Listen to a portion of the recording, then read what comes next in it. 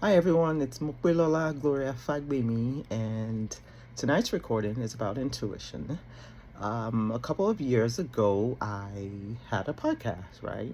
At the end of the series, I was discussing with a friend, and we're like, oh, intuition seemed to be the recurring theme from the podcast that I recorded with everyone that I interviewed. So um, it's all that to say, intuition is very important to making life decisions, and we need to teach ourselves, teach our kids about intuition from a very young age. Intuition has to do with listening to the urge, the good urges, right? And following that through. I recall a blog post I wrote about Reverend Martin Luther King, and he said he got an urge, and that's how the movement that we now know that started with him came about. It was an urge which became the calling. Intuition has also been known to feel like something as simple as, oh, I should call my friend, I should call my colleague, I should call a church member. You know, that little urge that you get, that's intuition. Another one could be, say you work in an office and you're walking past like the printer and it almost looks like it's going to tip over. That urge that you feel to like push it back inside, that's intuition. Let's look for another one.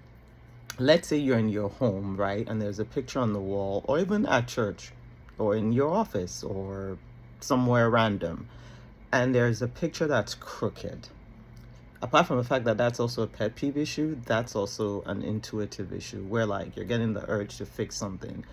So how do you hone your intuition so that you can use it to make lifestyle and life decisions? Life decisions are, things like, where am I going to live? Which doctor should I be seeing? What car am I going to buy? Who is my spouse going to be? How do I choose my friends? Who is a good friend? Where do I work? Should I leave this job?